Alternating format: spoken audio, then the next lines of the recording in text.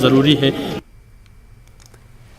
हिमाचल प्रदेश की राजधानी शिमला में इंटरनेशनल फिल्म फेस्टिवल के 8वें संस्करण का आयोजन किया जा रहा है। इस फेस्टिवल में देश विदेश की 46 फिल्मों का प्रदर्शन किया जाएगा।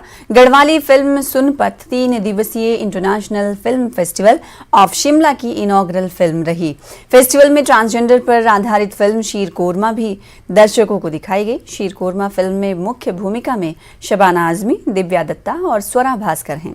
शनिवार को इस 3 दिवसीय international film festival of Shimla के दूसरे दिन गेटी थिएटर में 33 फिल्मों की स्क्रीनिंग हुई। फिल्मों की स्क्रीनिंग के बाद फिल्मों की डायरेक्टर ने दर्शकों के साथ अपने फिल्मों के अनुभव साझा किए।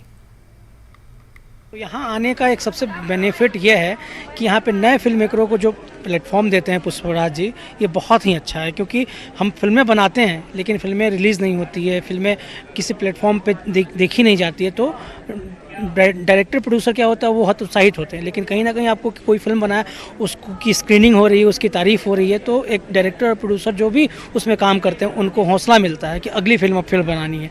तो ये शिमला इंटरनेशनल फिल्म फेस्टिवल एक ऐसा न्यू कमर्स को, लोगों को प्लेटफॉर्म दे रहा है कि अपने टैलेंट को दिखा सकें। We are doing that to giving platform to the independent film maker. वो ऐसा नहीं कि ज़रूरी नहीं कि हिमाचल के लोग हों, उसमें all over India independent film making है, तो they are making it independently. तो इतने फिल्म मेकर हैं, 35 फिल्म मेकर्स आ रहे हैं इस बार फेस्टिवल में, और उसके अलावा इंटरनेशनल भी 3 फिल्म मेकर्स हैं, दे ऑलरेडी अराइव्ड। तो हिमाचली सिनेमा के लिए मैं थोड़ा वरीड था कि पीपल शुड कम फॉरवर्ड। हमारे पास इस बार भी एंट्रीज आई हैं।